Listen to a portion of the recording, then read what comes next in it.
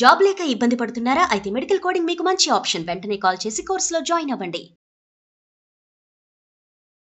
నమస్తే సార్. నమస్తే అమ్మా. సార్, ట్రంప్ తీసుకునే నిర్ణయాలు ఇల్లీగల్ ఇమిగ్రెంట్స్కే కాకుండా నాన్ సిటిజన్షిప్స్ ఎవరైతే ఉంటారో వాళ్ళకు కూడా చాలా ప్రభావం చూపిస్తుంది అనుకోవాలి. రీసెంట్గా చూసుకుంటే మిసోరీ లా మేకర్స్ ఒక బిల్ తీసుకొచ్చింది. అక్కడ ఎలాంటి ప్రాపర్టీస్ నాన్ సిటిజన్స్ ఎవరైతే ఉన్నారో ఎలాంటి ప్రాపర్టీస్ కొనడానికి లేదు అని చెప్పేసి ఒకసారి దాని గురించి మాట్లాడండి. ట్రంప్ తీసుకున్న నిర్ణయాలు ఒక రకంగా మొత్తం ప్రపంచానంతా ప్రభావితం చేశాయని చెప్పడానికి ఏమాత్రం కూడా వెనకడాల్సిన అవసరం లేదు. ముఖ్యంగా యూరోపియన్ కంట్రీస్ కూడా జాగ్రత్త పడుతున్నాయి. తొందరలోనే బిల్లు పాస్ చేసే ప్రయత్నాలు జరుగుతున్నాయి. ఈవెన్ మీరు లండన్లో కూడా, ఇంగ్లాండ్లో కూడా కొత్త చట్టాలు తీసుకొచ్చే ఆలోచనలో ఉన్నారు. అంటే వీలైనంత వరకు భారతీయుల్ని లేదా ఇతర దేశాల వాళ్ళని తమ దేశం లోపల ఆధిపత్యం చెలాయించే ప్రయత్నం కానీ, తమ దేశంలో ఇక్కడి వాళ్ళుగా మారిపోవడానికి, ఇక్కడ రెసిడెంట్స్గా మారిపోవడానికి కానీ అవకాశాలు ఎక్కువ కల్పించడం వల్ల తమ దేశస్తులు బలహీనపడతారేమో అనేది భయం. ఇప్పుడు ట్రంప్ తీసుకున్న నిర్ణయాలే ఇతర దేశాల్లో కూడా అడుగుతారు. రేపు పొద్దున ఎలక్షన్స్ వస్తే నెక్స్ట్ ఎలక్షన్లో మీరు ఎందుకు మాకు అవకాశాలు కల్పించాలి కానీ ఇతరులకు ఎందుకు అవకాశాలు కల్పిస్తున్నారు? ఫస్ట్ ప్రయారిటీ మాకు ఉండాలి. మాకు ఉద్యోగాలు దొరికిన తర్వాతనే ఎవరికైనా ఉద్యోగాలు ఇవ్వాలి. మాకు అవకాశాలు దొరికిన తర్వాతనే ఎవరికైనా అవకాశాలు దొరకాలనేది డిమాండ్ స్టార్ట్ అవుతున్నాయి. అంటే ప్రజల నుంచి ఆ డిమాండ్ వస్తున్నట్టుగా ఆల్రెడీ గ్రహించినటువంటి నేతలు ఏం చేస్తున్నారంటే ముందు జాగ్రత్త పడుతున్నారు. ఎప్పుడు ఎలక్షన్ వచ్చేదాకా ఎందుకు, అసలు ముందు నుంచే మనం డైరెక్ట్ తీసుకుంటే దానికి తగినట్టు తీసుకుంటే అప్పుడు ఈ ప్రశ్న వాళ్ళు అడగరు కదా. మనం ఎలక్షన్లో అడ్వాంటేజ్ తీసుకుని చెప్పడానికి అవకాశం ఉంటుందని చెప్పి చాలా దేశాలు ప్రయత్నం చేస్తున్నాయి. దాంట్లో యూరోపియన్ కంట్రీస్ చాలా ముందంజలో ఉన్నాయి. దాంతోపాటుగా ముసోరిలో ఏదైతే జరిగిందో వాడు తీసుకున్న డెసిషన్ ఏదైతుందో వాళ్ళు ఏం చెప్పారంటే, ల్యాండ్స్ ఇక్కడ ఉండేటి వాళ్ళు ఎవరు కూడా మా దగ్గర ఉన్న ల్యాండ్స్ని వేరే దేశస్తులు వచ్చి, ముఖ్యంగా భారతీయులు కానీ ఇతరులు కానీ వచ్చి దానికి యజమానులుగా మారిపోవడానికి వీలు లేనికుండా చట్టం తీసుకొచ్చింది.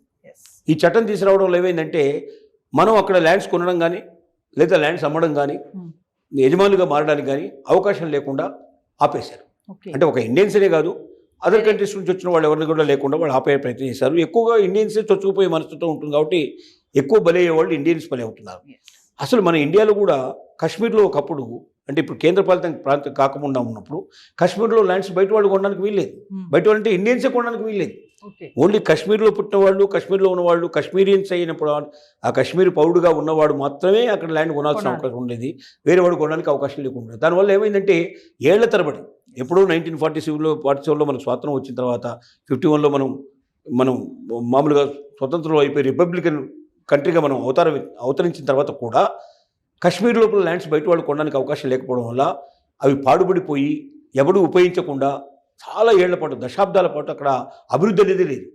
అభివృద్ధి లేకపోవడం వల్ల ఏమైందంటే రోజు రోజుకు అక్కడ ఉండేటువంటి కాశ్మీర్స్లో ఒక రకమైన అసంతృప్తి పెరిగిపోవడం, మనకు అవతల వాళ్ళు వచ్చి, పాకిస్తాన్ వాళ్ళు వచ్చి అనేక రకాల ఆశలు చూపించడం, తర్వాత వాళ్ళు ఇండియన్స్కి వ్యతిరేకంగా మారిపోయి మేము ఇండియాలో ఉండం, మేము పాకిస్తాన్లో కలుస్తామని చెప్పి కొంతమంది అనడానికి అవకాశం ఏర్పడి, అసలు మాకు స్వతంత్రంగా మాకు ఒక కాశ్మీర్ అనేది దేశంగా ఉండాలి, మేము భారతదేశంలో అంతర్భాగంగా ఉండమని చెప్పి ఎదిరించినటువంటి పరిస్థితులు కూడా మనకు వచ్చాయి.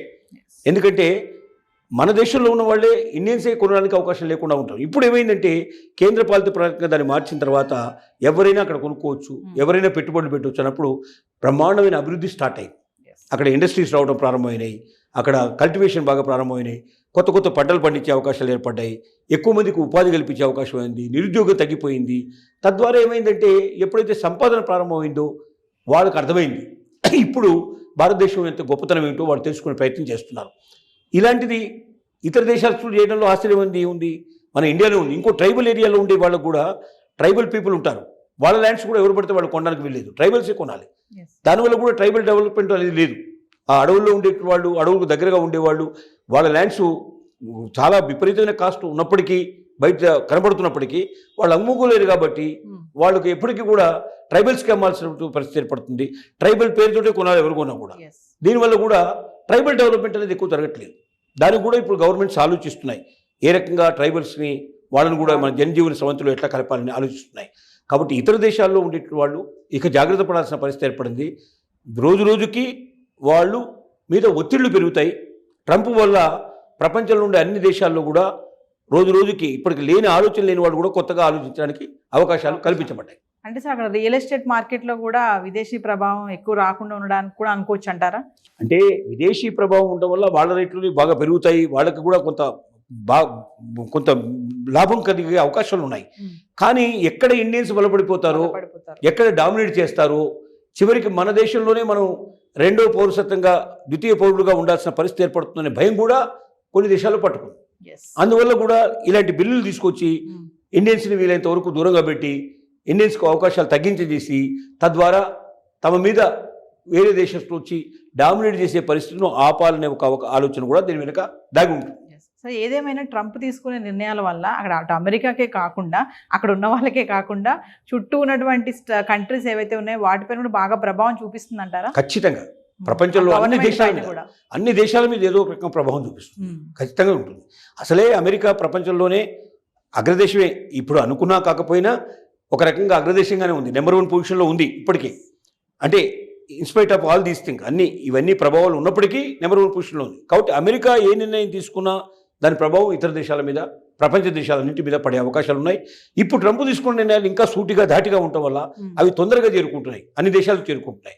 మిగతా దేశాల్లో కూడా మనం ఎందుకు ఇతర దేశస్తులు మనం ఆహ్వానించి వాళ్ళకి అవకాశాలు కల్పించి వాళ్ళు మన మీద డామినేట్ చేసేటువంటి స్టేజ్కి మనం ఎందుకు రావాలి? వాళ్ళ మేధావులు ఇక్కడికి వస్తారు. మేధావులు ఉన్నప్పుడు ఏమవుతుంది, వాళ్ళ మేధస్సుతోటి మన దగ్గర మీద డామినేట్ చేసే అవకాశాలు ఉంటాయి. ఇప్పుడు అమెరికాలో చాలా సెనెట్లో మనకు రాజకీయంగా కూడా ఎదిగారు మన వాళ్ళు. అక్కడ చాలామంది గవర్నర్స్గా వచ్చారు మనకు వాళ్ళు. మన అమెరికా ప్రెసిడెంట్షిప్ కూడా వాళ్ళు పోటీ చేసేటువంటి పరిస్థితికి మన దగ్గర నుంచి వెళ్ళిన వాళ్ళు, వలసపోయి అక్కడ స్థిరపడ్డట్టు వాళ్ళు, ఇండియన్ ఆరిజిన్స్ అంటే ఇండియన్ మూలాలు ఉండేటువంటి వాళ్ళు ప్రెసిడెంట్ కూడా పోటీ చేసేటువంటి పరిస్థితి ఏర్పడింది. ప్రెసిడెంట్షిప్ కూడా పోటీ చేశారు. అంటే ఏమిటి, అంత ఎదిగారన్నమాట. ఇక్కడ నుంచి వెళ్ళిన వాళ్ళు అక్కడ అంత ఆ స్టేజ్కి వచ్చారు. వేరే స్టేట్స్ వాళ్ళు ట్రంప్ యొక్క నిర్ణయాన్ని ఫాలో అవడానికి కారణాలు ఏమైనా ఉంటాయంటారా సార్? కారణాలంటే ట్రంప్ ఏం చేశాడంటే గతంలో లేని కొత్త ఆలోచనలు కలిగించాడు. ఏం ఆలోచన కలిగించాడు?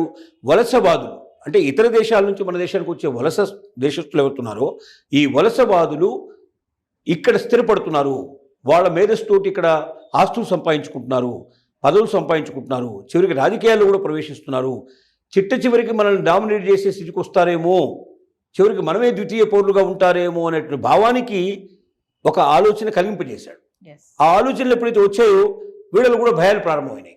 ఈ భయాల వల్ల ఏంటంటే ముఖ్యంగా ఇతర దేశస్తులు, దాంట్లో భారతీయుల్ని వీలెంతగా డామినేట్ చేయకుండా ఆస్తులు కొనడం కానీ, లేకపోతే అక్కడ పెద్ద పెద్ద పదవుల్లోకి రావడం కానీ, రాజకీయాలు రాకుండా నిషేధించడం ఎలాగా అనే ఆలోచన కలింపజేశాడు ట్రంప్.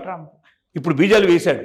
ఇది కొద్ది కాలం తర్వాత డెఫినెట్గా మొక్కై చాలా పెద్దగా మానుగా తయారయ్యే అవకాశాలు ఉన్నాయి. నమస్తే.